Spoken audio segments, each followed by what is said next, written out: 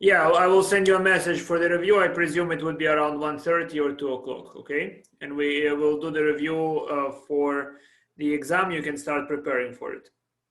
All right, guys, so without further ado, let's get back to the work that we have to do together. So today, guys, we speak about antiderivatives, which is something that a problem you might be very well aware of. If you come late to class and you see a solution to the problem, what was the question? So suppose that the solution was the derivative is equal to 2x. What could have been the original function? Well, it could have been x squared. Do you agree? Because x squared, its derivative is 2x. It could have been x squared plus 5. It could have been x squared minus 7. And in general, it could have been x squared plus any constant. We write x squared plus c as your best guess to what was the original problem. Now, guys, it is your turn. Let's try to guess. The derivative happened to be 7. What was the problem?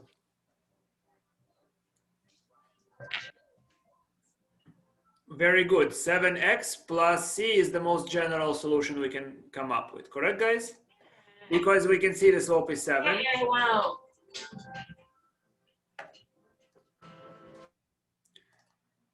Here, slope is 7. So, guys, next problem is b. Derivative happened to be 3x squared. Can you tell me what do you think was the original problem? Okay, good. We are fast today. It's x cubed, you see? X cubed plus a constant works best. Now, guys, we have a slight complication. What about x squared?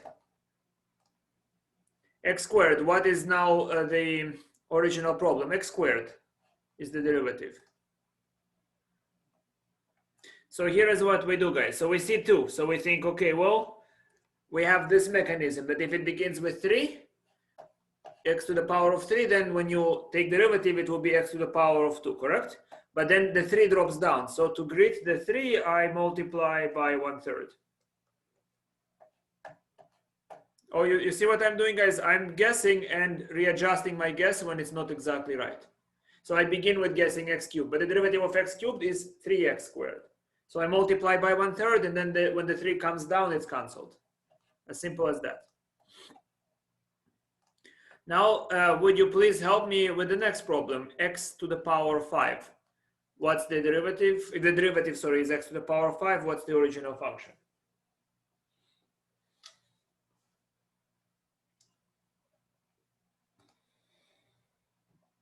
Good.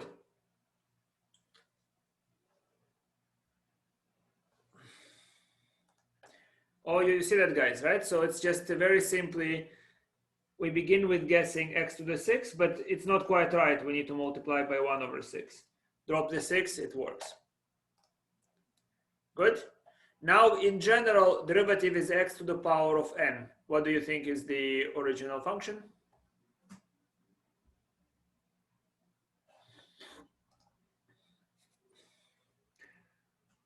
X to the n, be careful, it's x to the n. What was the original function?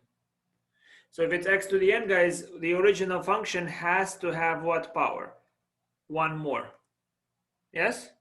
And so in front, we should have n plus 1 to greet it. So n plus 1, you can see that, will come down and has to be canceled by this number.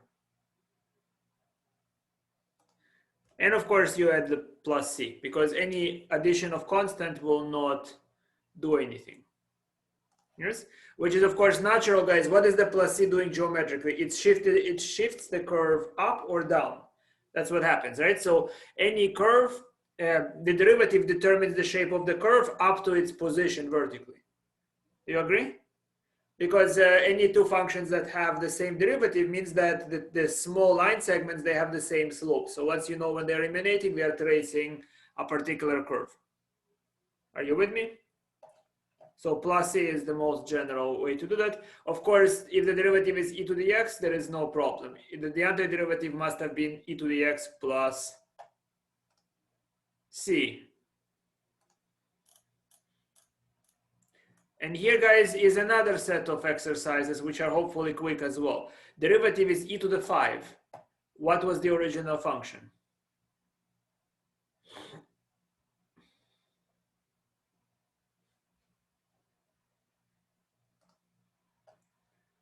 Derivative is e to the 5. Original function is original function is e to the 5 is a number. Yes, guys? No, not just Brit. E to the 5 is a number, right? If I were to say 7 to the 5 or 2 to the 5, right? It's just a number. That means that for any x, the derivative is the same. Do you agree? It just has the slope e to the 5. Don't be confused. It's not. It might not look to you like a number, but it is just that. It's just a number. So the antiderivative is what, please? The antiderivative is e to the 5x plus c. It means that the slope of this line is e to the 5. Do you agree? You all see what happened just now? Just like we did before, if the derivative is 7, you just said to me that the answer is 7x plus c. E to the 5 is just a weird looking constant. Now, please, the derivative is 1 over x. Derivative is 1 over x, which means the function is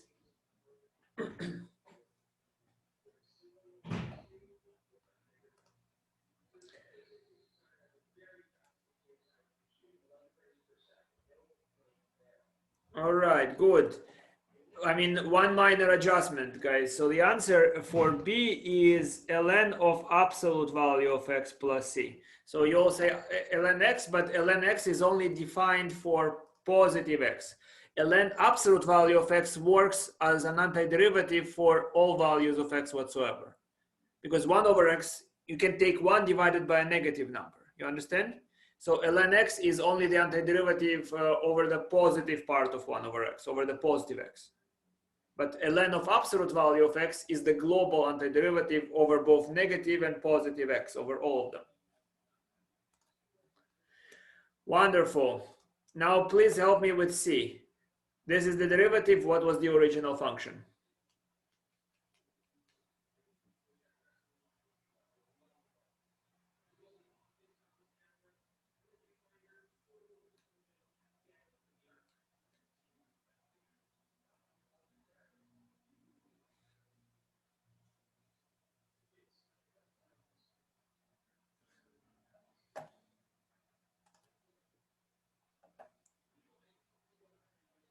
All right, good, Moshe.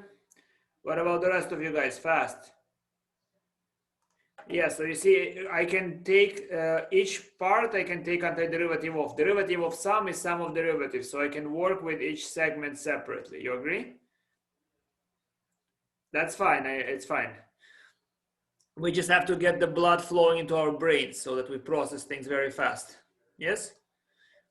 So what we have here is x to the power of 3 times 1/3. That's the antiderivative of x squared, plus 5 over 2x squared plus e to the x plus c. Let me know if you have any questions. Everybody understands what we're doing? We are just guessing, nothing more. Because I am so happily comfortable with derivatives, it's very easy to guess. Now help me with this. Derivative is cosine. What is the function?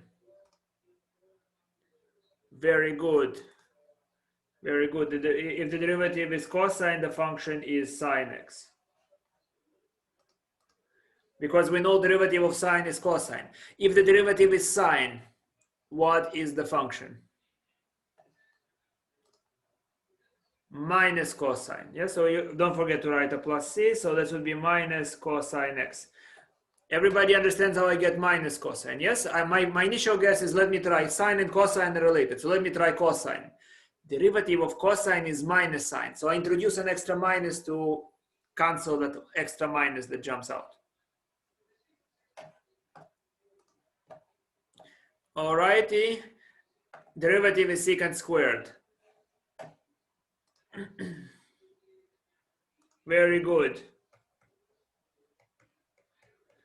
You're going to be the fastest drawers in the West by the time I'm done with you, right?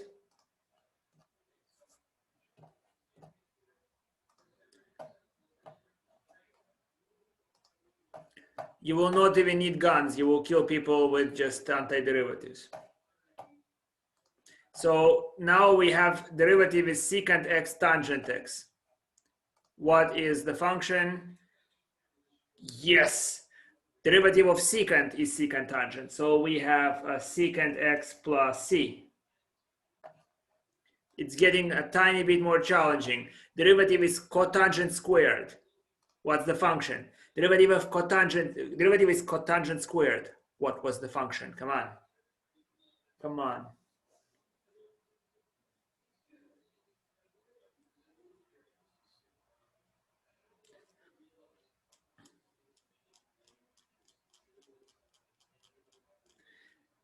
Derivative of tangent, Sophia, is secant squared.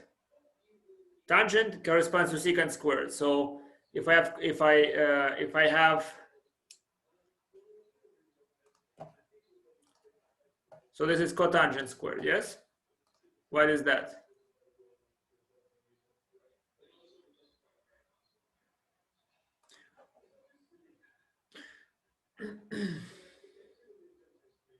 Well, let's see what we can do. Cotangent doesn't look too nice. Yes, guys, it's not so pleasant. So maybe we can use an identity.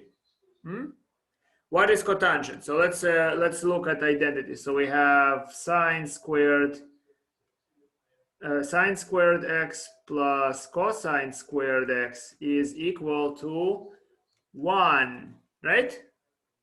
So let's see if we can see what cotangent is here. So cotangent is obtained if I divide everything by sine squared. So I have 1 plus cotangent squared x is equal to cosecant squared x. Do you agree?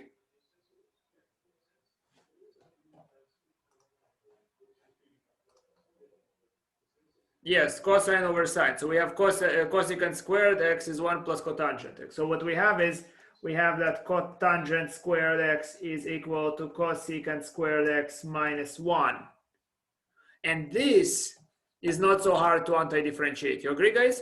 What has derivative equal to cosecant squared? What function has cosecant squared as its derivative? That we have to know.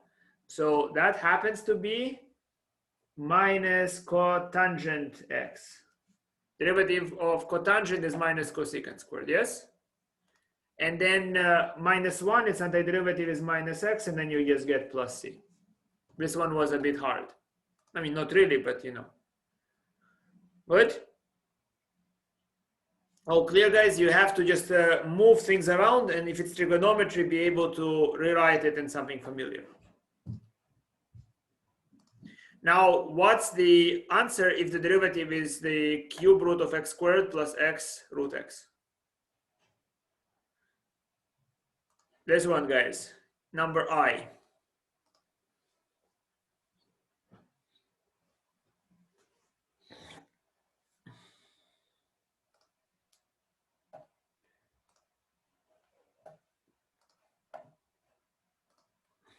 Come on, gunslingers, fast.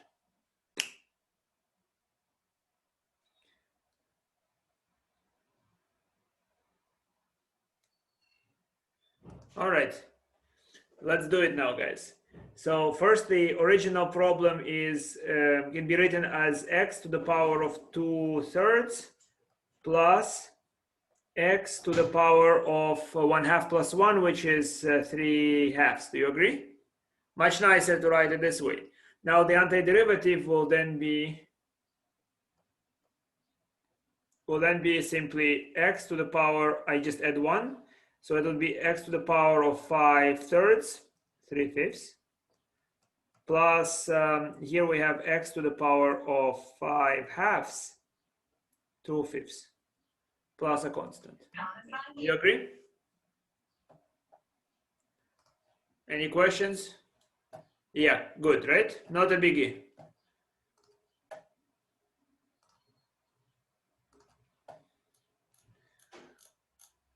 Moving on. All right, here is another one, guys. 3t to the 4 minus t cubed plus 6t squared over t to the 4. That's the derivative. Can you figure out what was the original function?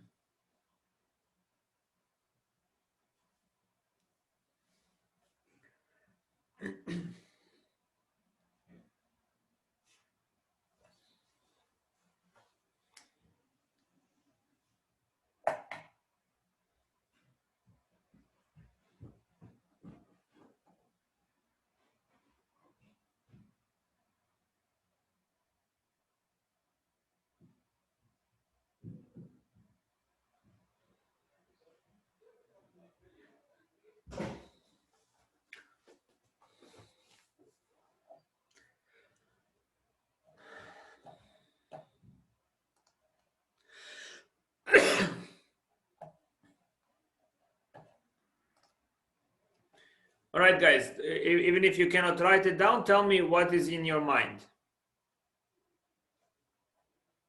What are you doing? Okay.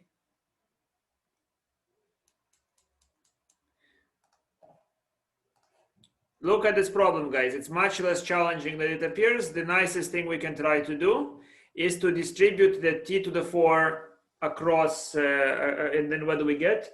This problem is 3, just 3. Minus 1 over t plus 6t to the minus 2. Agreed? What's the antiderivative of that? It's going to be 3t minus ln absolute value of t.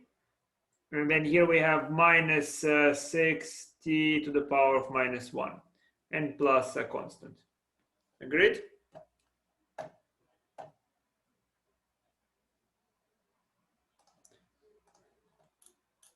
Here it is, yes? Now here are a few more problems for you guys. A, please tell me what's the antiderivative of A.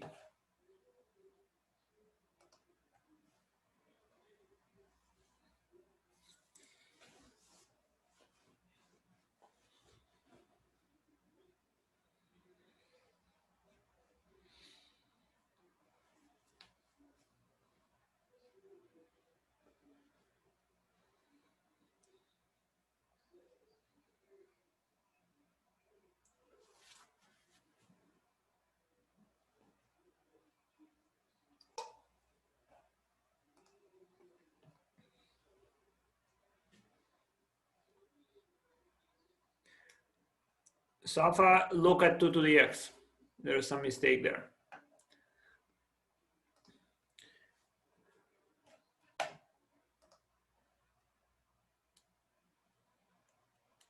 John, same thing, problem with 2 to the x.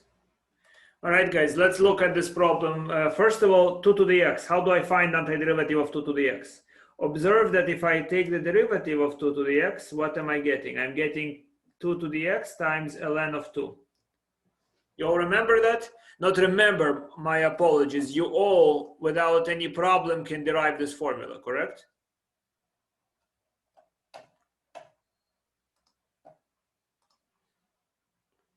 You understand this formula you have to be able to produce on your own. So then what do I know, guys? So then if I want to, if the derivative of something is 2 to the x, then look at it. Look what happens. Then I have that 2 to the x divided by ln of 2. If I take the derivative of that, that will be 2 to the x. I just divide everything by 2 to the x and use the advantage that derivative of a constant multiplied by the function is just the constant multiplied by derivative of the function. Yes? So what it tells me, guys, it tells me that 5x squared, the antiderivative is 5 over 3x cubed. For 2 to the x, the antiderivative is 2x divided by ln of 2. For 1 over x, it's ln absolute value of x, and then I just add a constant. All clear? Very rapidly, tell me for B. for b is what? Derivative is 1 over 1 plus x squared.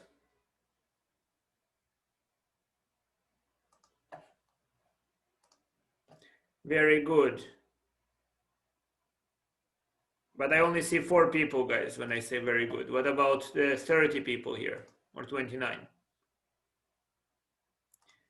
Yes, derivative is 1 over 1 plus x squared if the original function happened to be tangent inverse. So it's tangent inverse plus a constant. It is arctangent for b. Arctangent and tangent inverse are the same. There are just two names of the same exact function. Yes, arctangent is tangent inverse. Good.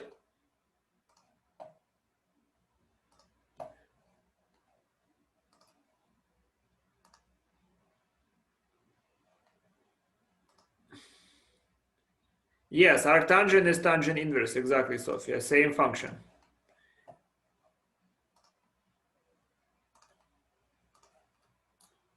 You even can call it the arctangent. Now, derivative, guys, is 1 over root of 1 minus x squared. Do we know what's the antiderivative?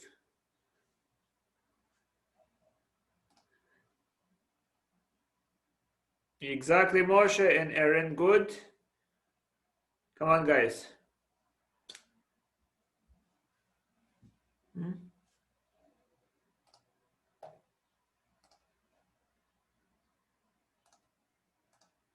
Sine inverse.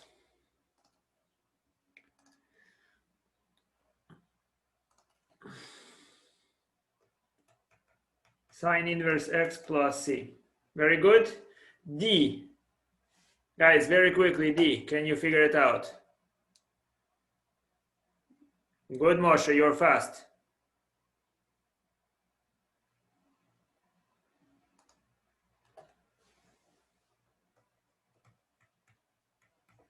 Secant inverse x plus c.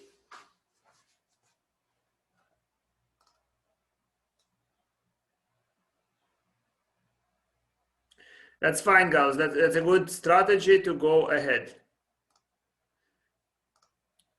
Onwards to new horizons.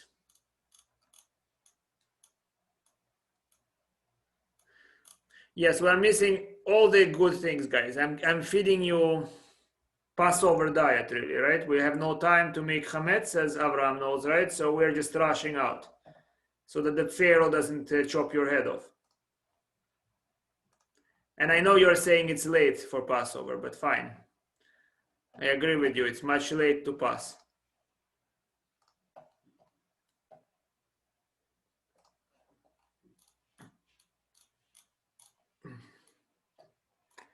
Yes, we'll return to it, of course, right?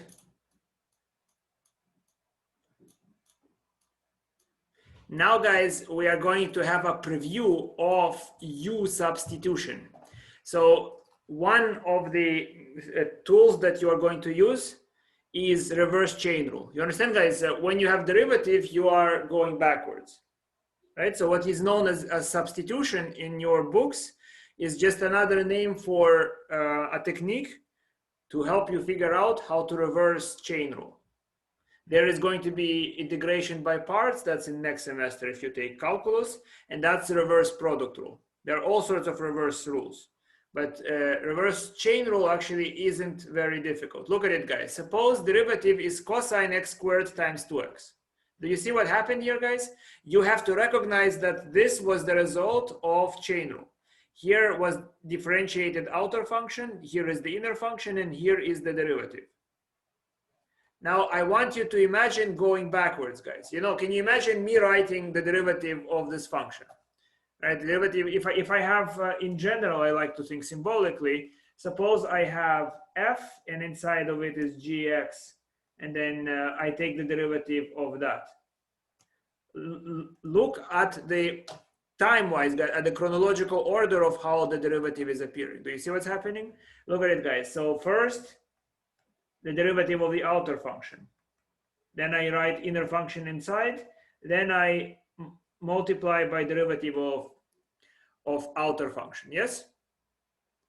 derivative, sorry, of inner function then, right? So then how do I reverse it? How do I go back? So first what happens is, look at it. First, this disappears and I'm having this situation, yes? And then the last thing that has to disappear is the prime over f. What does it say, guys? Do you see that derivative of f? I must figure out the antiderivative of the outermost function. That's all that is saying. You understand? So if you can think in reverse, you realize that all you have to do to figure reverse chain rule is to figure the antiderivative of the outermost function. And that's it. Now, what's the derivative of the outermost function? It's cosine here, right? So all I need to do, guys, to solve this question is figure out antiderivative of cosine and just write sine, right? And then I put the x squared inside and I'm done. Do you see what I did? I ignored the inner function entirely and I just worked with the outermost function.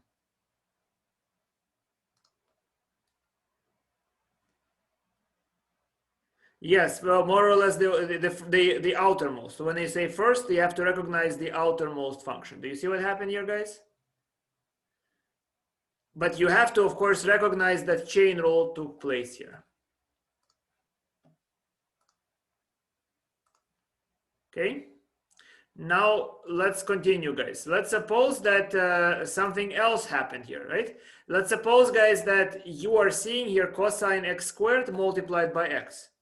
You agree? So not the one we just saw before, but we see cosine of x squared multiplied by x.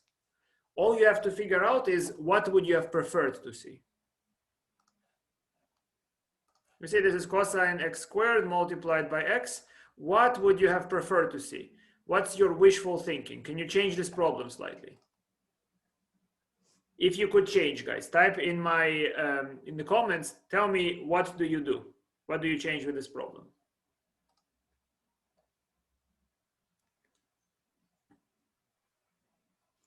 Two x instead of x. Very good. That's the wishful thinking. So here I place the 2. But I cannot just change the expression. If I place the 2 here, I have to multiply by 1/2. You see what I did, guys? I placed the 2 and the 1/2 appeared just because I have to pay for my change. And then what do you have here, guys? Now what you have is a perfect chain rule here. So how do you reverse it? So now it's just 1/2 sine x squared. Did you all see what happened here, guys? I knew that I'm going to see here chain rule, but there was a small mistake. It was missing a multiplication by a constant. I multiply by the constant and I compensate. And then I have a constant on the outside multiplying a perfect chain rule, which I then reverse. Is it clear? Let's see if it is. You're going to help me, guys. So before you help me, guys, I would like to introduce the following symbol. So the way you are going to be asked to guess for the antiderivative is by means of this notation. So this is an integral sign. It's an S. I will hopefully be able to explain to you in class why it's called S. Why do you use S?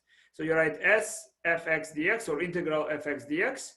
And that is asking for a function capital F whose derivative is what you see over here. So for instance, if I have this notation of 3x dx, that's just x cubed plus c. Or if I have integral of 5x squared plus e to the x, it's just 5 over 3 x cubed plus x plus e to the x plus c. So far good?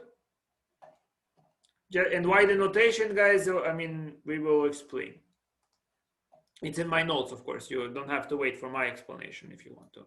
So we all, of course, know that integral of a sum is sum of integrals because we're reversing differentiation, right? So to integrate a sum, I just need to integrate each part separately because derivative of a sum is sum of derivatives.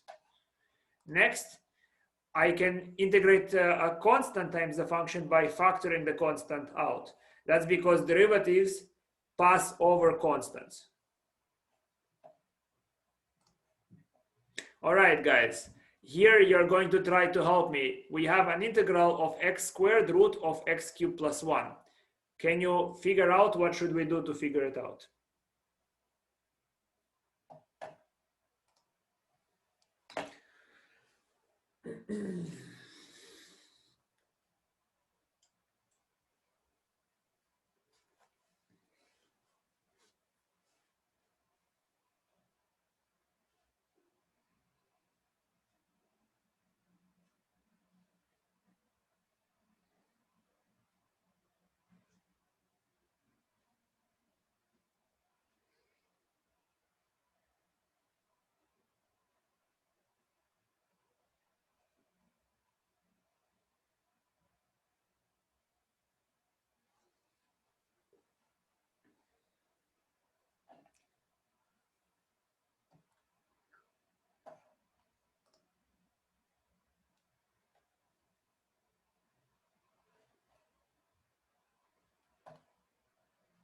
Let's seek together then.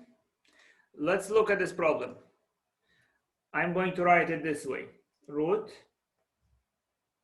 x cubed plus 1. And here I have x squared dx. Are you seeing what I'm seeing, guys? Look at it. When you see 3 and 2, x cubed and x squared, you right away think, well, they must be related. X squared is roughly the derivative of x cubed. So what do? I think, this is my inside function. And this is its derivative, except it's not quite right. What do you change it with? What do you do?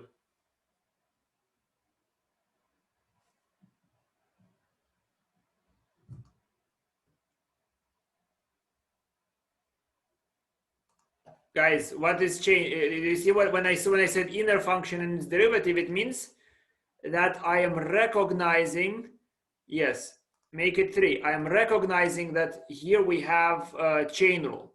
So I want the second circle to my right to be the derivative of the first circle to the left. Yes? So I multiply by 3. Do you see why I multiplied by 3? Because now it's perfect chain rule. But I introduced in blue something I never had. So I compensate. Yes? You see where the 1/3 came from. And so what do you have now, guys? Now you'll see that this is the derivative of the outside function. You get the root. Now what's the root? The root is 1/2 power. So how do I reverse the 1/2 power? Well, reversing the 1/2 power is just writing 3/2 and 2/3 here. And there is the extra 1/3 from outside. And then plus c. And then I write here x cubed plus 1. And I'm done. Did you understand why that works? Are you with me, guys? I only need to anti-differentiate the outermost function. Can you think in reverse? Outermost function. This derivative on the left, it disappears. If you imagine rewinding the video. So you're watching the video when I take the derivative backwards. Yes? You see what's going to happen. You see, I mean, for this particular problem, let's take the derivative forwards for a moment, right? Let's take the derivative forwards. So what happens? So we have the 3/2 drops down. So we have 1/3. And here we have x cubed plus 1 to the power 1/2. And then I write multiplied by derivative of the inside is by 3x. Yes? You see, this is writing forwards. Now notice the last thing, if you now watch the video backwards, guys, because you're so bored watching it forwards, you're watching the video backwards. Then what happens? If you watch it backwards, first thing that disappears is the 3x. Second thing that disappears is what? Is the power 1/2, right? It becomes 3/2 times 2/3. You agree?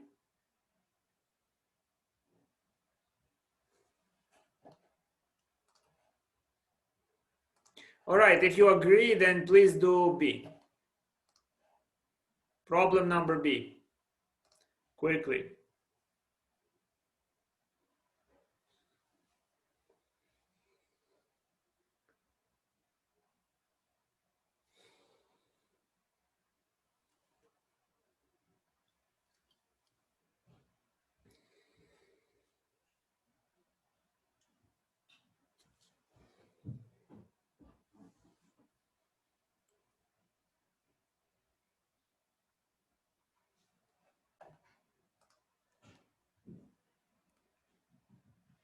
Thank you.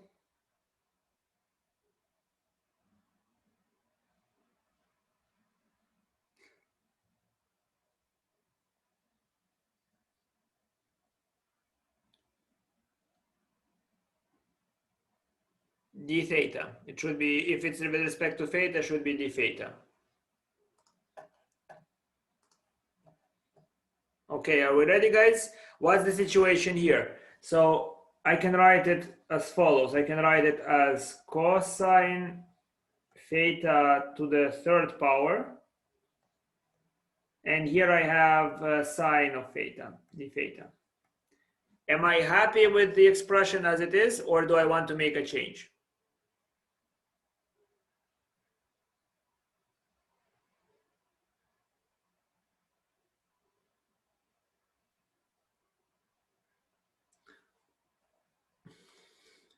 Well, I mean, not just make a change, tell me then what's the change.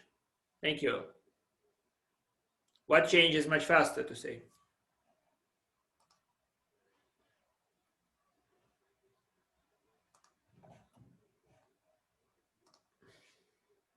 No, that's later. Look at it. The derivative of cosine is not sine. Derivative of cosine is minus sine. And do you understand why I want it to be the derivative of cosine? Because then it's perfect chain rule. So what do? I place here a minus. But if I place a minus here, I have to also multiply by a minus. Yes? And so now the result is as simple as just anti-differentiating the cube power. So then I look at it and I say, it's 1/4. There is a minus, of course. 1/4 to the power of 4. And what goes inside is the inner function. You got it? Yes? Let's try the next one. C.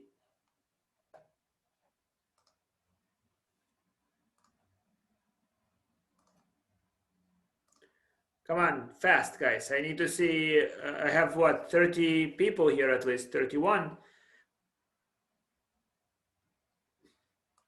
I want to see very rapid cascading solutions to see that you know that.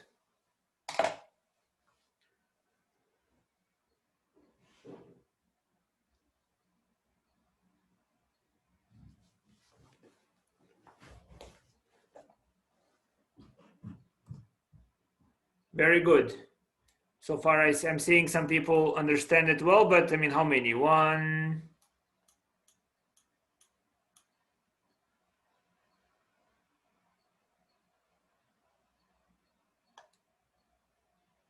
Okay, good, Sophia. Brianna, wonderful. Jeffrey, great. Oh, Jasprit, I'm sorry. Good. All right, guys. But you understand when I say good, I mean it means good for most of you, right? I mean, I don't see even half of you responding. So the answer is very easy here. It's perfect chain rule. It's just the derivative of inner function is written later. Yes, so the answer is simply right away sine e to the x plus c. Now the next example is a slight bit more difficult, maybe. Tell me what's the next answer. Good. Good. I have at least a few people that are fast shots.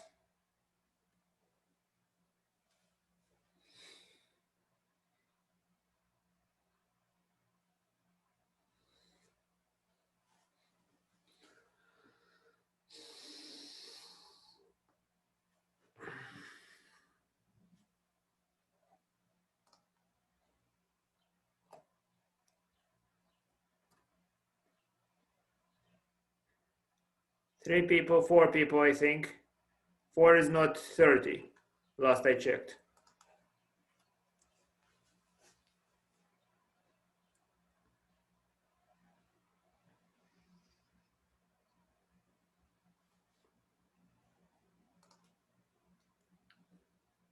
Good, Claire. Good.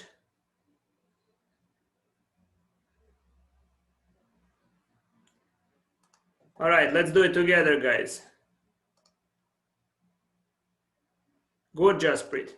Now, what's the situation here? Do you see that I have 3 and 2? Guys, whenever you see something cubed, something squared, something to the 4, something to the 5, right away your mind should be buzzing. It's something might be possibly related to chain rule. So here we have what? We can write it as 1 over z cubed plus 1 times z squared dz. Yes? Are you happy with the expression, or do you want to change? And if you want to change, tell me, what do you change?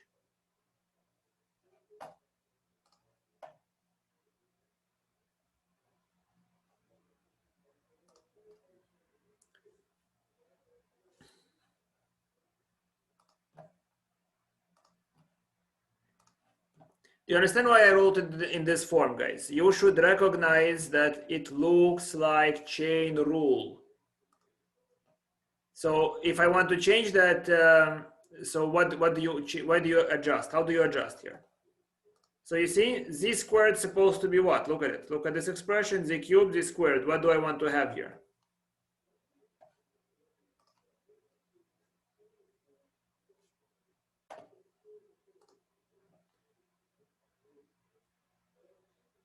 Yes, very good.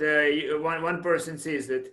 So you want a 3 here, because derivative of z cubed plus 1 is not z squared, it's 3z squared. And if I place a 3 here and I didn't have it, I need to multiply by 1/3. You see that? And now look what happens. This is my outer function, sorry, inner function, and this is my derivative of the inner function. So the result now is the antiderivative of 1 over something. The antiderivative of 1 over something is ln absolute value of that something. And of course, there was the 1/3 that was left out. Do you see what I'm saying? Do you see where the 1/3 came about, guys? Let me know quickly. Yes, good. Good. Okay, let's move on.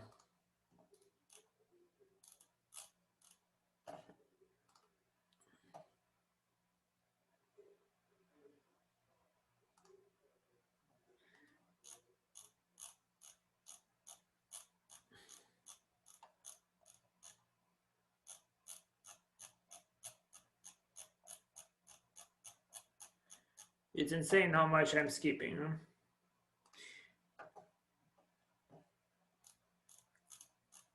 All right, guys. So then there is yet another thing that first I will teach you how to calculate it, and then we will eventually explain what the calculation means.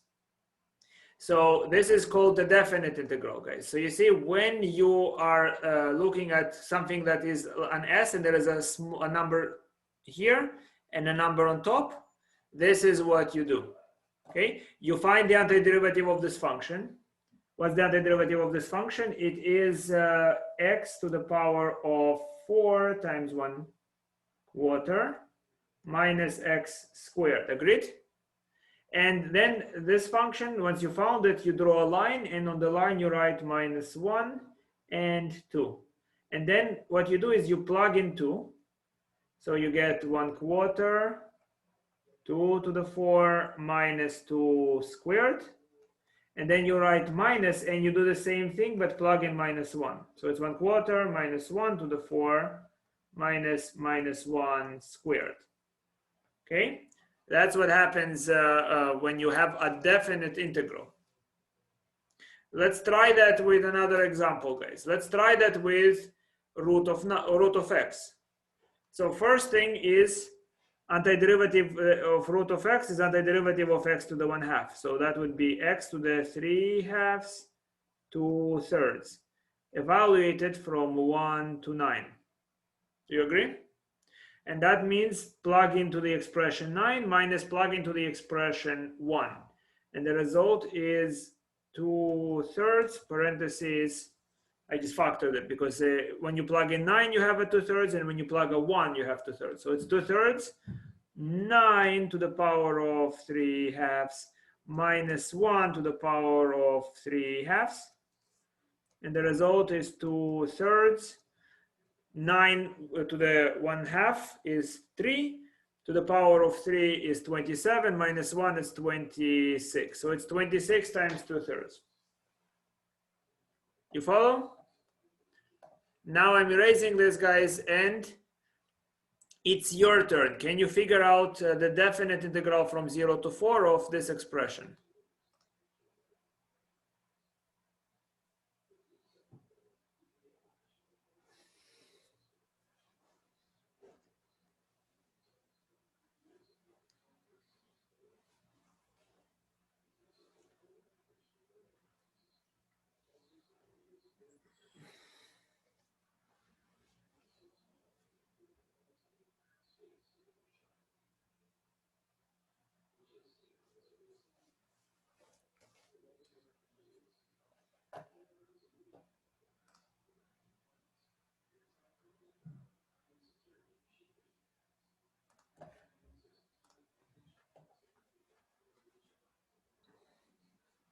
All right, let's do it together, guys. Before you do anything, let's see the expression. So it's 4 minus t multiplied by t to the 1/2.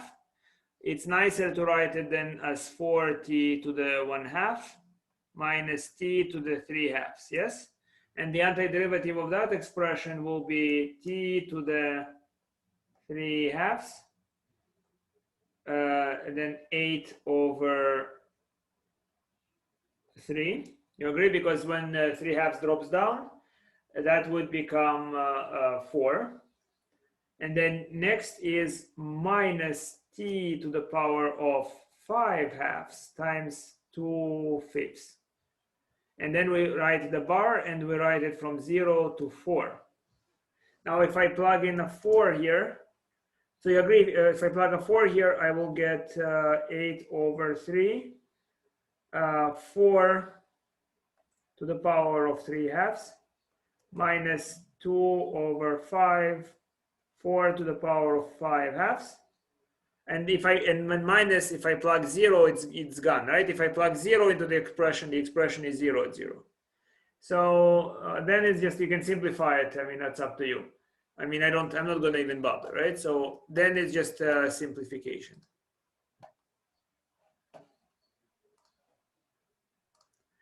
All right, let's do D. Now, all by yourselves, guys. D, tell me what's the answer for D.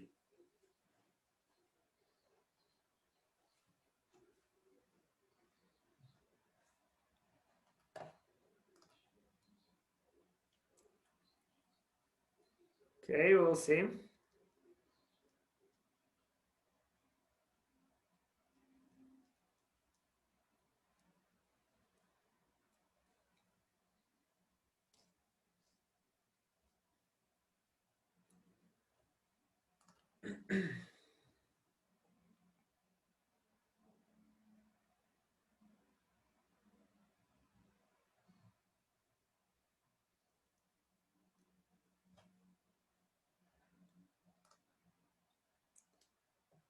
Okay, good.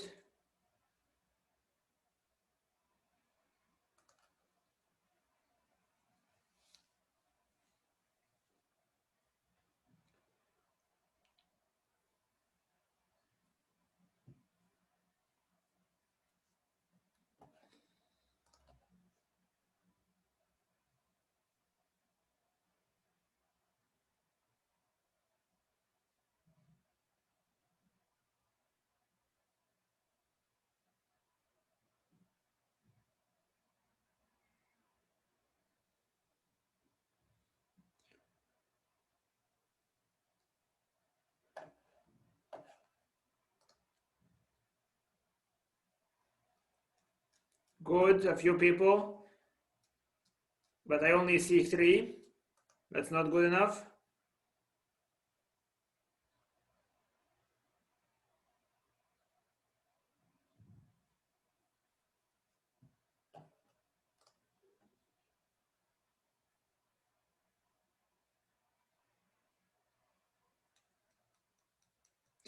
All right, time. Antiderivative of secant tangent is what, guys? So this is simply secant theta evaluated from 0 to pi over 4. Secant of pi over 4 is equal to root 2. Minus secant of 0 is equal to 1. So it's root 2 minus 1. Clear? You need to know your triangles, guys. There are only two triangles to know. 45-degree triangle, or pi over 4, and the pi over 3, pi over 6 triangle. And they're easy to reestablish if you forget. E. Solve E very quickly.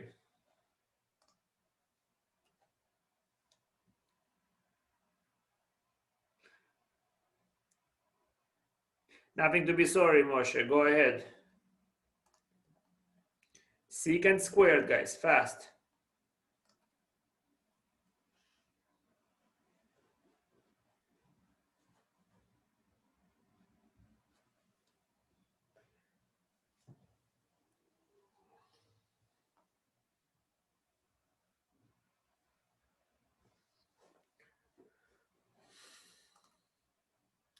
Good. What's the antiderivative of secant squared? It is tangent. Tangent t evaluated from 0 to pi over 4. What is that? Tangent of pi over 4 is 1, tangent of 0 is 0. So the answer is 1. Yes? Onwards to F.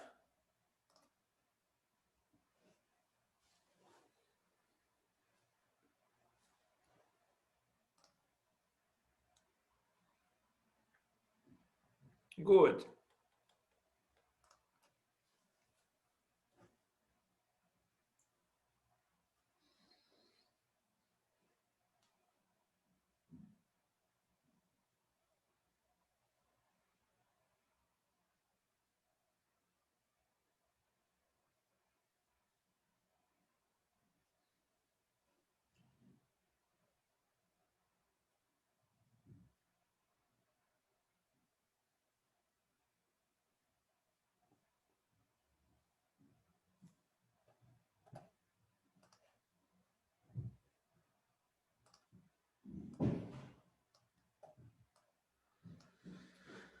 Come on, F.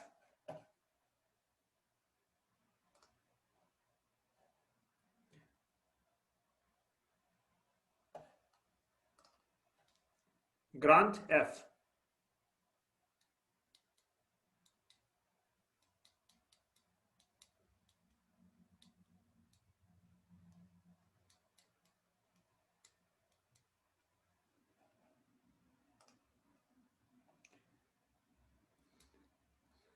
Careful, Sapa.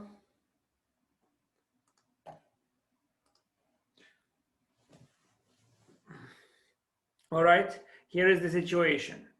So we're integrating 1 to 2. I can distribute the v to the 4, so it's 1 over v plus 3v squared dv. Do you agree? What do we get? We get ln of absolute value v plus v cubed evaluated from 1 to 2. What is that? This is ln of 2, ln of absolute value of 2 plus 8 minus ln absolute value 1 plus 1. Because I subtract, guys, what happens? It becomes ln of 2 plus 8. Ln of 1 is 0, so it's 8 minus 1, which is ln of 2 plus 7. Yes? Ln of 2 plus 7. Now, the next one, H. Or G, sorry, G. You there, Grant?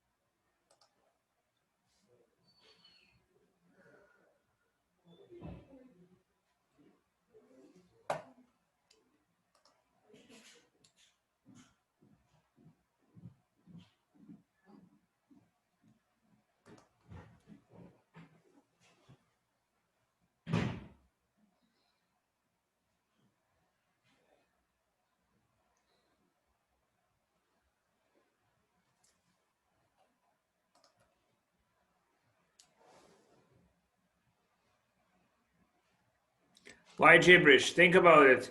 What is this function, guys? You can recognize it.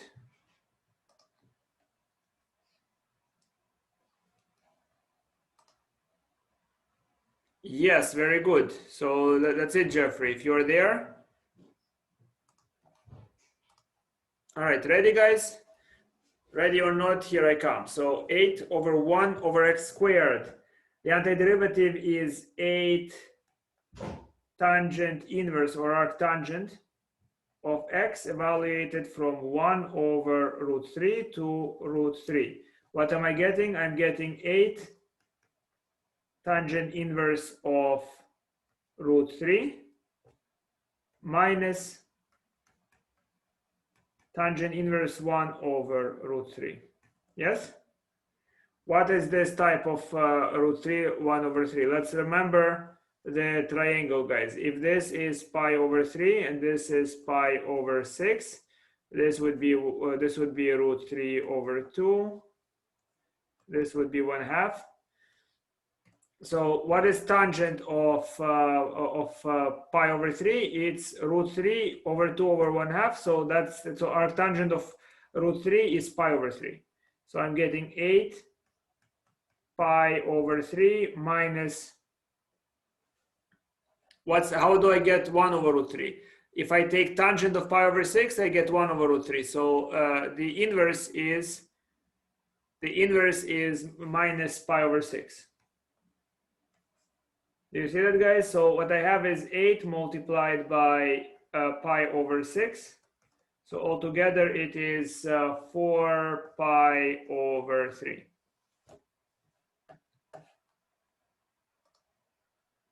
You understand? You understood how I was able to pick it up, yes? I noticed you disappear, guys. I mean, nothing to be ashamed of. We're doing fast. So cameras on. Please.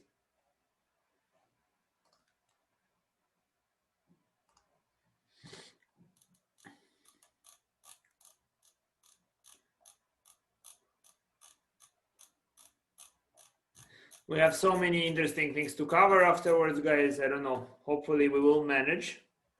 Now, guys, we are going to go into the substitution rule. In other words, we are going to do reverse chain rule again. Here is that exercise to train you guys. You can place in this box anything you like to make the integral very simple. What do you want to place into this box, please? And once you place it into that box, evaluate the integral.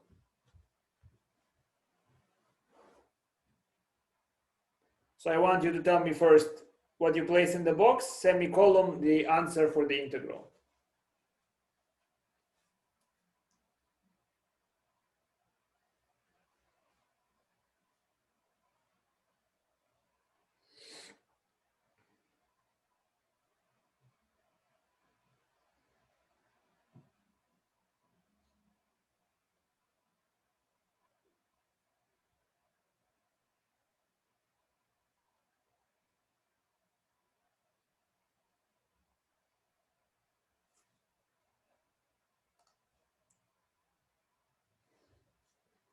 Very good, Erin.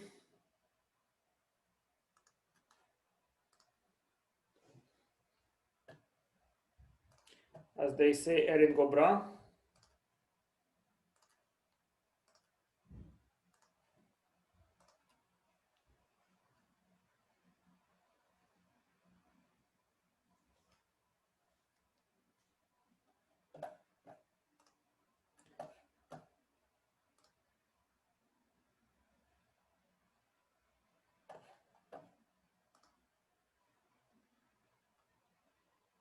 Come on, guys, what's going on? Are you on Mars and I'm not getting the connection fast enough or something? It takes a second to answer this question. Sine, look at it. What would I place here? I mean, I could place here 0 if you're clever. But I mean, aside from 0 and keeping up with this problem, I would really like to see here cosine x. Do you understand why I want to see here a cosine x? If I see here a cosine x, that's a perfect chain rule. Are you with me? And then I know right away how to reverse a perfect chain rule. That is simply e to the sine x plus c. Good? Understood why I did this, guys? If I have a cosine here, this is chain rule because this is the outer, this is the inner function, I'm sorry, and this is its derivative. Now over here for b, quickly tell me what do I place into the blue box and what's the answer if I place it there.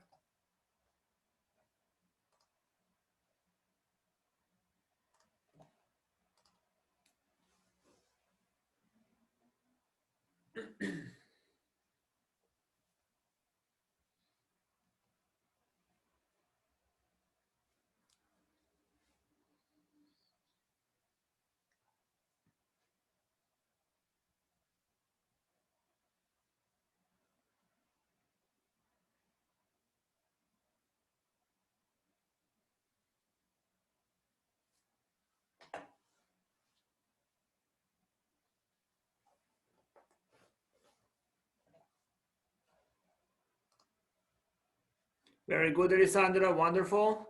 John, yes. Well, you can place here. I think you can place here, guys. What do you place here? A few more people. 3x squared. You will place here 3x squared. Why? Because you recognize that secant tangent is the derivative of secant. Yes? Derivative is secant. So the answer now is secant x to the 3 plus c. You understand?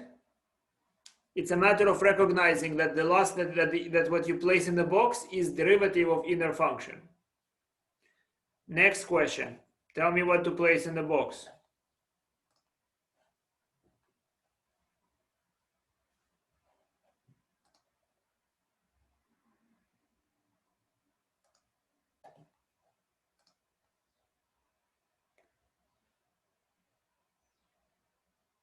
Yes, Jeffrey, good. Moshe, great.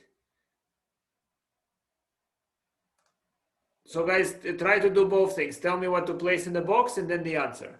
So I have it right away. So you see.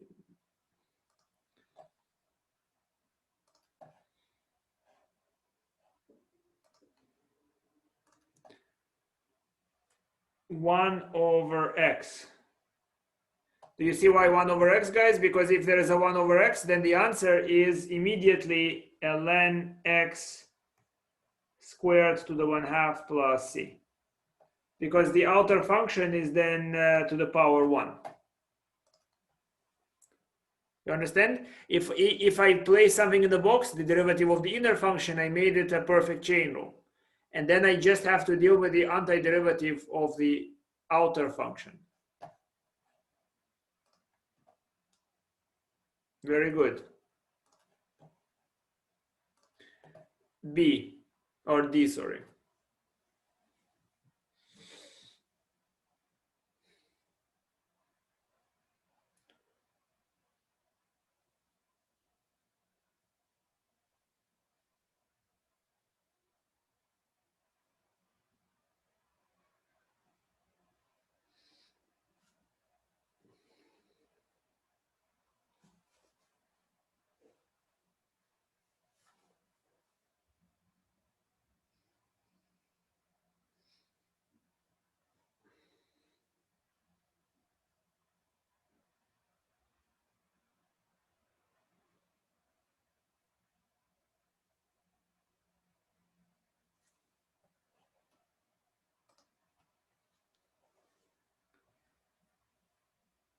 Good. Look at it, guys. What do you place in the box?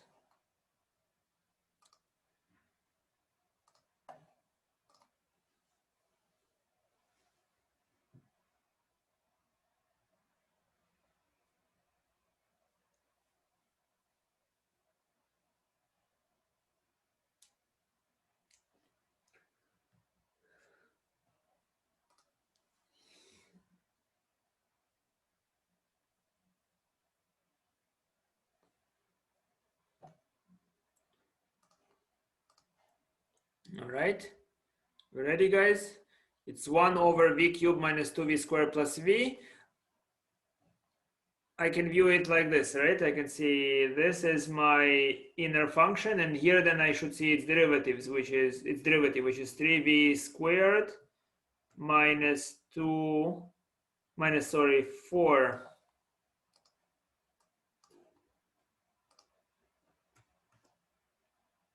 v plus 1 is what I want to have there. And if I have it there, the answer is ln absolute value v cubed minus 2v squared plus v plus c. Yes?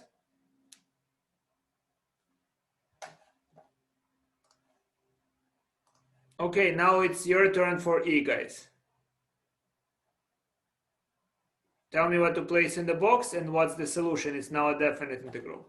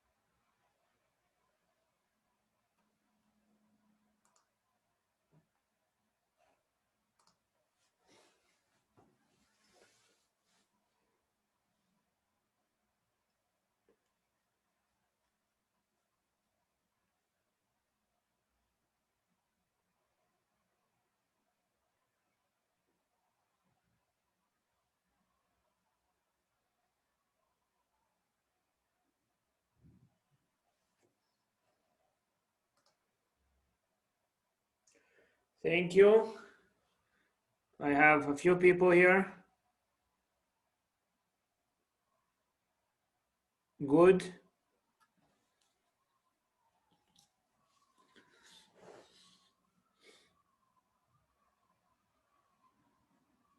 All right. I see this is the inner function. I want to place 2 pi x into the box. And with that, I just need to find the antiderivative of cosine, which is sine. So I have sine of pi x squared, evaluated from 1 to 2.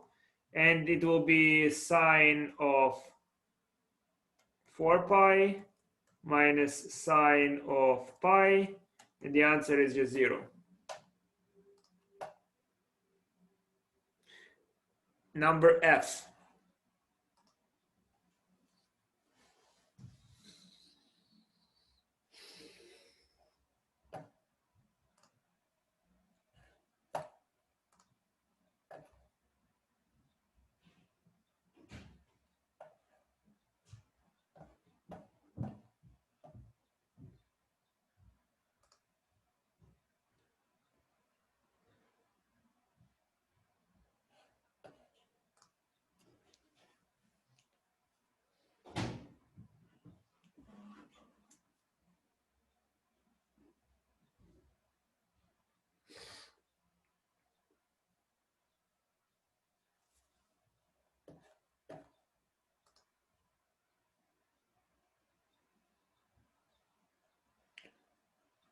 All right, guys, there are several possibilities for F.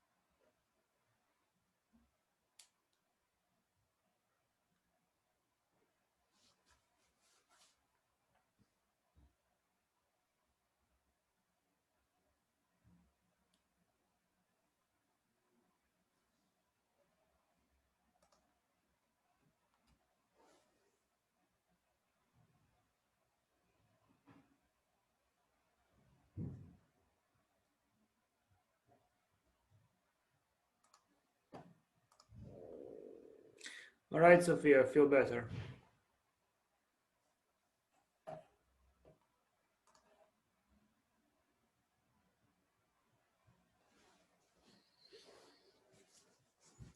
All right, let's do this one together then, guys. So there are two possibilities. Possibility one is I can take 1 over 27, 1 over x 2/3 plus 1, and then I take the derivative of what you see below 1 and write it as 2/3 x to the minus 1/3. That's one possibility. And then I'm dealing with ln, absolute value x 2/3 plus 1, evaluated from 1 to 27. Yes, but there is a nicer possibility, and that would be 2. I look at this expression and I see 1 to 27, 1 over x to the 1/3 squared plus 1, and here I'll take the derivative of x to the 1/3, which will be 1/3 x to the minus 2/3 dx, and then what I get is simply tangent inverse of x to the 1/3 evaluated from 1 to 27, which is tangent inverse of 3 minus tangent inverse of 1, which is tangent inverse of 3 minus pi over 4. Tangent inverse of 3 I don't know off the top of my head. Yeah?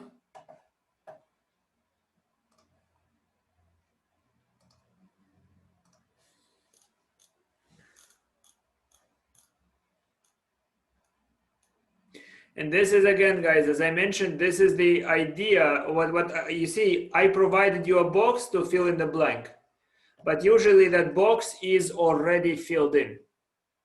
You understand? There is a box that you should imagine next to the expression, and the box is usually filled in, and you just might have to complete what's inside of the box. So for instance, if I have 2x root of 1 plus x squared, you can see that this is the expression and here is the box. So I just need to take the antiderivative of root. Yes? Or if I see this expression, look at it, guys, sine of ln x 1 over x. The 1 over x is that box. Here it is. I wrote a prime over it. So it is a matter of recognizing, as pretty much all this semester, what we were doing. We were recognizing the definition of the derivative, yes?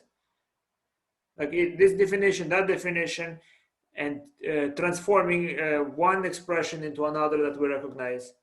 And this is just the same idea. Here you just have to recognize when chain rule has taken place. And so the antiderivative of this function is simply minus cosine of ln x plus c. Yes? And this is the general situation, guys. Here is why this is called U substitution. And I do not use that technique very often, because you saw we just did this box and we were able to get away with it. But the U substitution tells you can ignore this function. If you have this situation here, guys, then you label the inner function U. U identifies inner function. You see it? And du dx is the derivative g prime. And so du is g prime dx. You see this? And so this expression becomes f prime u du. And what is this expression telling you mechanically? It tells you mechanically to ignore everything but the outer function. Find antiderivative of the outer function, and you're done. You follow? It's telling you the same thing I did with the boxes, but it makes you use symbols to carry that through. Because people are, sometimes they're just blinded and they are confused by the extra detail. So this just tells ignore extra detail. Do you see this? In this form, you are seeing g prime. In this form, you're just seeing f prime. So it just tells you ignore everything but f prime. So guys, here is an integral. Root of 2x plus 1. You can do it directly, and we will do it by U substitution as well.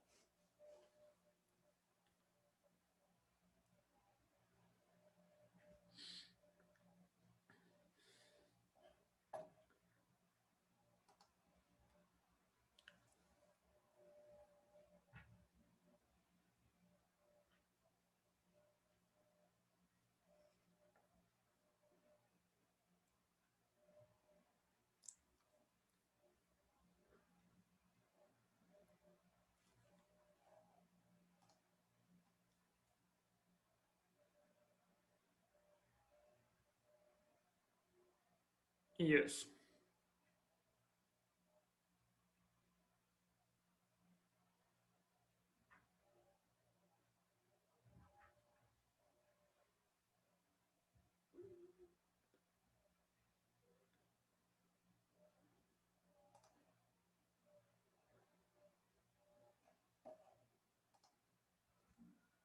Come on, guys, one more minute and that's it.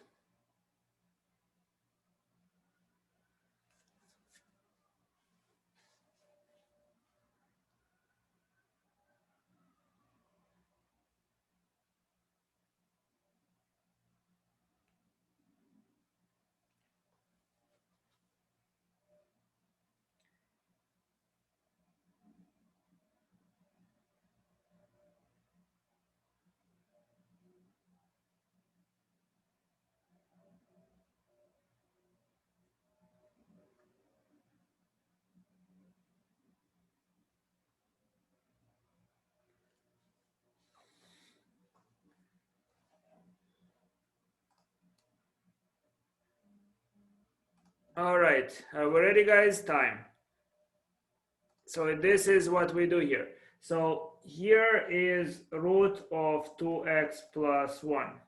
In my mind, I imagine, I look at it, I see underneath the root, there is not x, so it's something else. So I imagine placing a box. I don't actually need to draw it, but that's what I imagine. And what goes into the box? To make it simple, what do you put in the box? You put 2, because then look at it, you see this is the function and this is the derivative. But if you place 2, you need to multiply by 1/2. Do you agree? So then I just focus on taking the antiderivative of the root. The antiderivative of the root is 3/2, 2/3, and then we have an extra 1/2. Right, and then I write here 2x plus 1 and I add a c. Now the 2/3 and 1/2 you can just simply write as 1/3, 2x plus 1 to the power of 3/2 plus c. Good? How do you solve this problem using U substitution? It's really not solving it in any different way. It's just trying to force you to see that what's the inner function. So u is the inner function. So u is equal to 2x plus 1. du is equal to 2 dx. And so I just solve and I say dx is equal to 1/2 du. Yes? Dx is equal to 1/2 du. So what this expression now becomes in terms of u, it becomes integral root of u times 1/2 du, which I can write as 1/2 integral root u du, which I can write as 1/3 u to the power of 3/2 plus c, and then I replace everything back in terms of x, so it would be 1/3, what was it, 2x plus 1 3/2 plus c. You understand that I say it a different, we name it like a different procedure, but it's doing exactly the same thing. It's just what you could do mentally, you could do using symbols, and it's trying to make it mechanical. Do you follow? Because what did I do here, guys? When I say u is the inner function. And it's just forcing you to still recognize the inner function.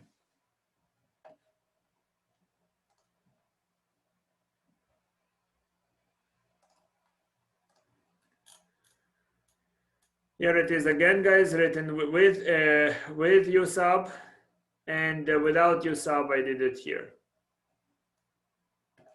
Good.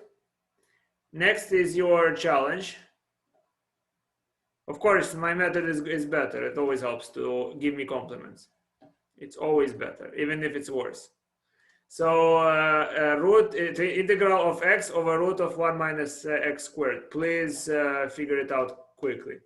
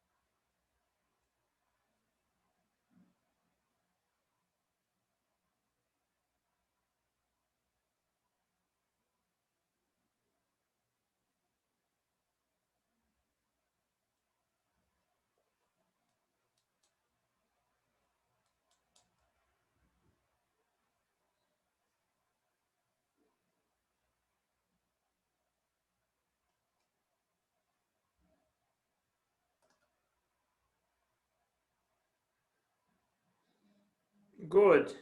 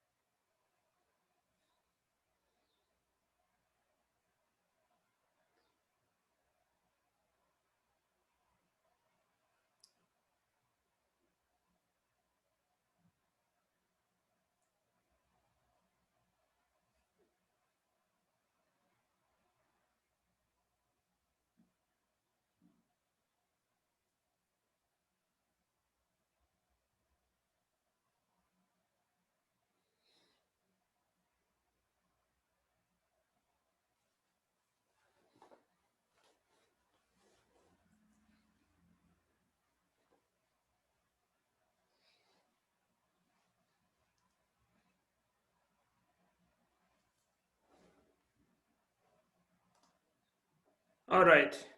It's time, guys. So let's do it first using my method.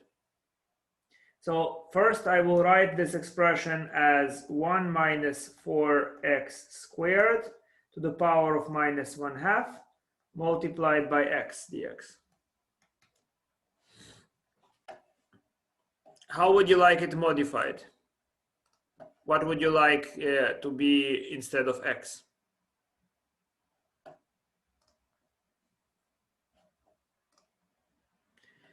Minus 8, better. You see why minus? Because I would like this thing to be the inside. And so here I will place minus 8. But I cannot just place a minus 8 without multiplying by minus 1 over 8. Yes?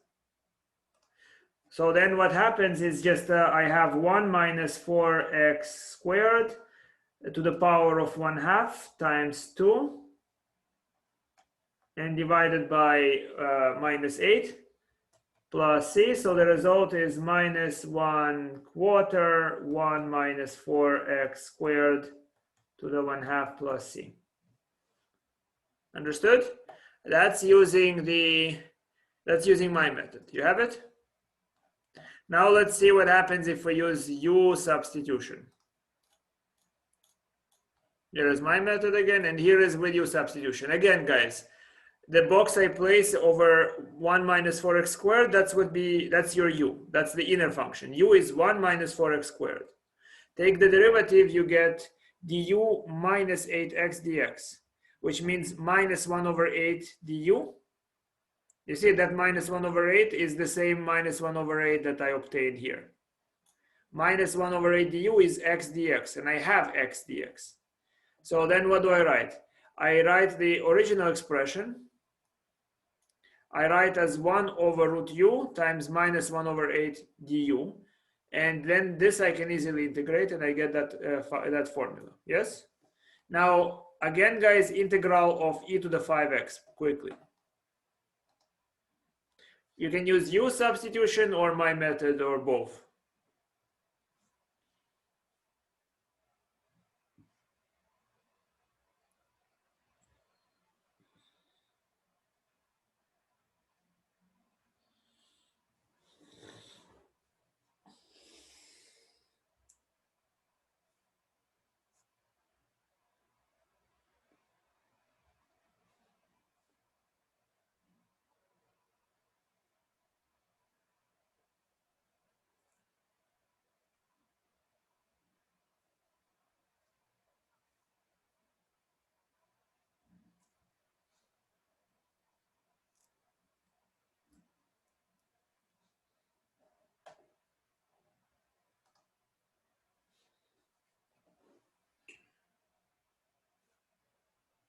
Okay.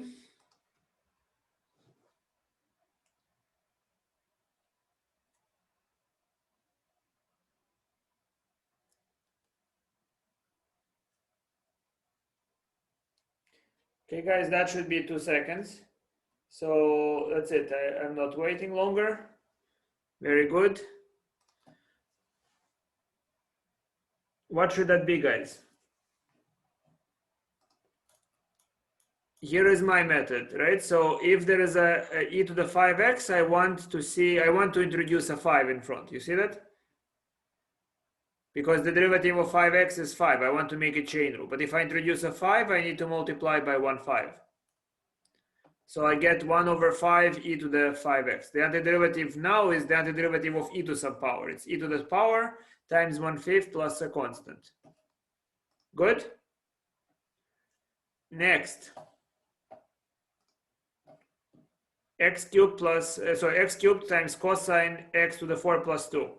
Okay, guys? I'm going to go out of this room. By the time I'm back in, I want it solved by 20 people.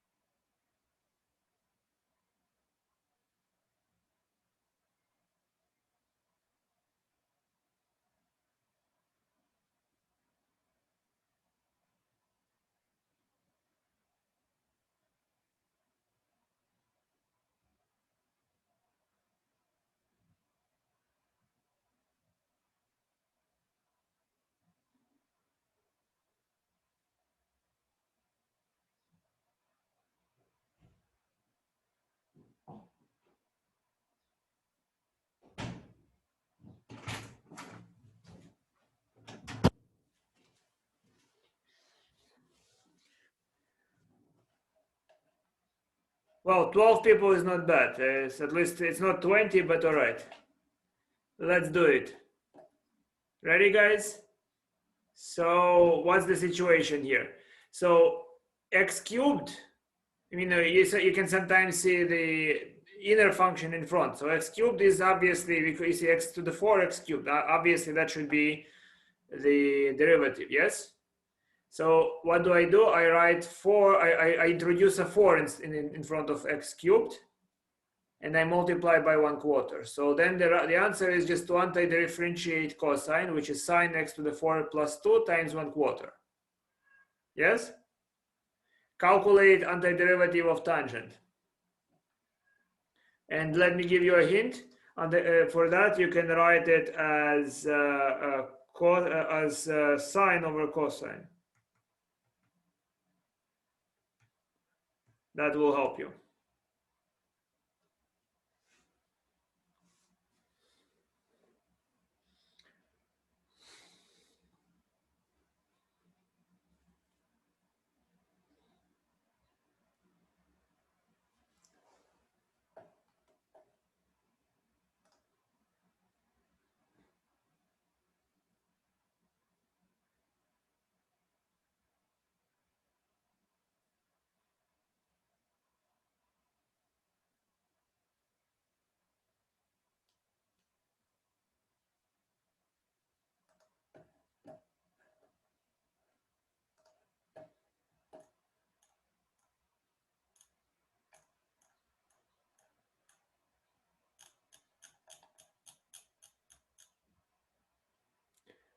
All right.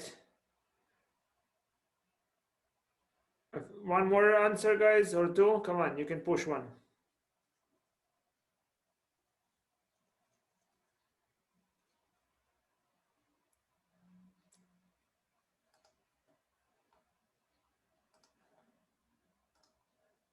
All right, let's scroll down.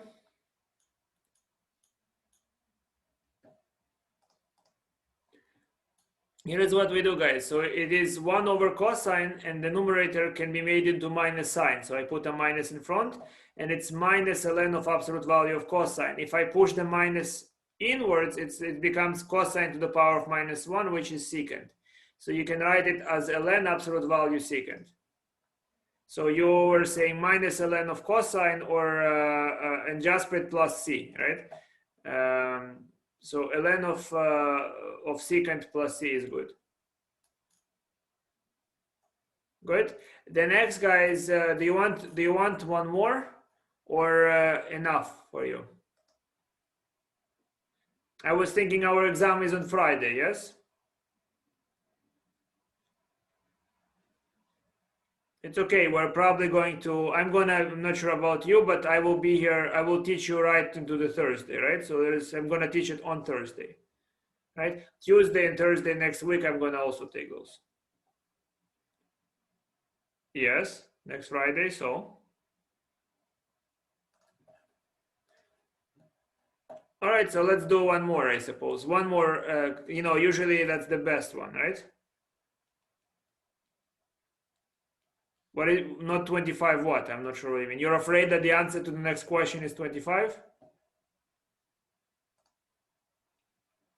The exam is on May 21st. For you maybe it's later. Yes, for you it's better. I forget. You're not morning students. Yes, for them it's 21st. For you I think it's later. I don't know when it's for you. Yes, so for you it's on the link I sent you. It's ETY whatnot, so it will be that time from 6 to 8 a.m. May 25th. Yes. Sorry guys, I forgot you are not taking uniform finals. You're just gonna take the same exam later. All the better for you, but we're gonna do on the Thursday as well. All right, guys. Here is one more question if you want to stay with me. Integral of root of 1 plus x squared x to the power 5.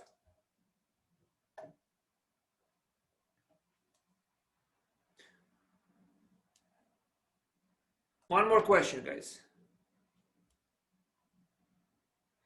Guys, I sent you a link about the time of your exam. If you received it, it's from 6 to 8, and people are saying May 25th. I haven't checked. I believe it's true.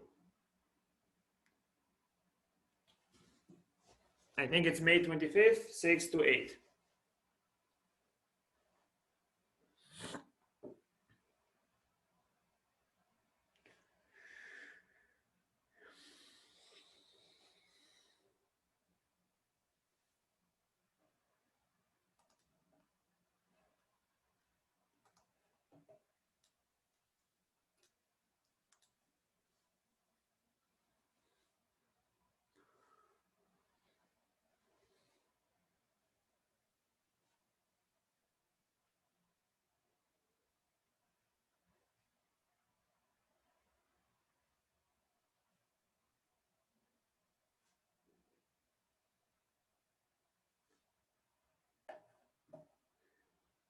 All right, let's do it together. You see, look at this problem, guys. Does it look like it came from chain rule? Honestly, like you see, I mean, just because it's in this chapter, does it look like it came from chain rule? No, right? Because 5 and what was the other number, and 2 are not kind of related like this. Yes, if it were inside 2 and outside 1, yes, but not like this. Here is the idea that you are using. Look what I'm going to do instead, guys. I'm going to still use, here is one case where U substitution is pretty nice. Okay, I'm going to say that 1 plus, so I'm going to say that this expression, right? I'm going to say that U equals to root 1 plus x squared. The idea is, I'm going to first do it and then I'll try to explain the idea, okay? So u is this expression. So then, guys, what is u squared? So u squared is 1 plus x squared. You agree? And so if I subtract 1, so u squared, so u squared is this expression, and then let's take the derivative of this of this expression, and that would be that 2u du is equal to 2x dx, which means that u du is equal to x dx. Yes? So then let's look at this expression that I have over here. I can factor out an x from here, and I can write this as root 1 plus x squared x to the power of 4 x dx. Okay, so then what happens here? So first of all, u squared is 1 plus x squared, and then if you have u squared minus 1, that's x squared, and then u squared minus 1 squared is x to the power of 4. Yes? So what I can now do with this procedure is I now can write this as integral of u times u squared minus 1 squared, that's the x to the 4, times du, times u du, right? So x dx is u du. You see that? So altogether, what did I achieve? I now have u squared minus 1 squared du, and this I can expand, I can multiply it out and solve. Let me show you what happens. You see, here is, guys, here is the situation. So I had u squared minus 1 squared u du, which is this expression, which I can then multiply and I can solve. You see, once I distribute the parentheses, I can then find antiderivative of u to the 6, u to the 4, u squared. Here it is, and here is my answer. Why? What's the idea of the answer? You see, there is the root. I don't like the root, and if I make this a whole and this not a whole, I will be able to multiply it through. The idea is to get rid of radicals and make it into a polynomial. Do you understand?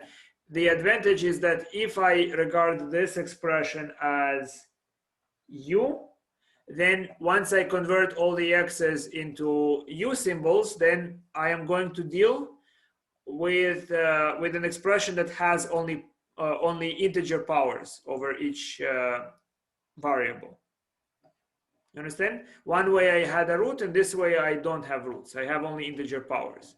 And then I can expand integer powers, and I can collapse it, you see? That's what I did over here. You see that here it was an operation relating to roots, and here I don't have, once I'm here, I don't have any roots. I have I have just polynomial powers.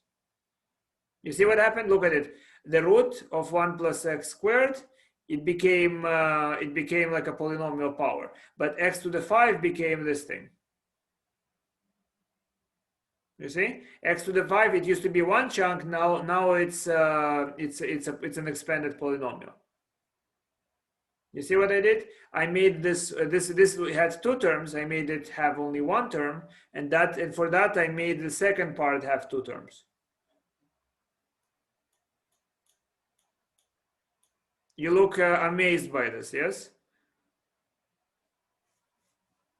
So that's when I do prefer U substitution. I mean, I can do it without. I mean, it's the same idea, but it's much easier on the eye to do it with U substitution than with something else. Okay, it's just the idea is what do you regard as a chunk, as one piece? You see, if the root of x squared plus 1, or whatever the expression was, x squared plus 1, right? The root of x squared plus 1 is not nice. It has a lot of pieces, and I want it to be one piece. And then x to the 5 becomes several pieces, and I'm able then to distribute and expand. You see, because in the way it stands, I'm not able to deal with it. Good? It is a U substitution that's much less obvious because you have to see the chain rule in a different form. You see, I mean, another way to look at it, what's happening here, guys? I am viewing this as one piece, and I want to find the root inside of it. So you see what I'm doing here? I'm saying root 1 plus x squared. And then what is x to the 5? X to the 5 is, I can write it as x squared plus 1 to the power of, so I can take a root of that. And then I square this. And then that would eliminate the root. And then subtract 1. And then multiply by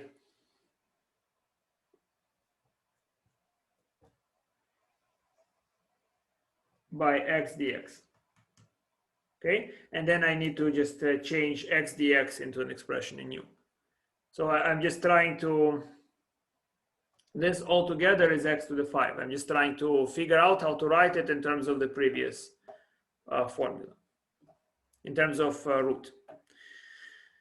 So I see that you're departing. This information is not terribly exciting to you. I tell you, over the weekend, something truly weird happened to me. You see, I thought it would not be possible, but my friend managed to find a video, and videos are very rare in my time, of me when I was young. He found a video of me when I was young. Can you imagine that? It's like one of those ring videos. If you see it in 7 days, you're gone.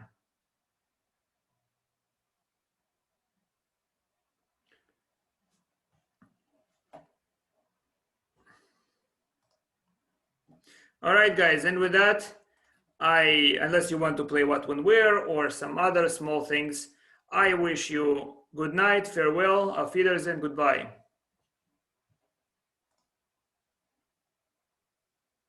Have a good night, guys. Take care. Rest. Chag Shavuot Sameach.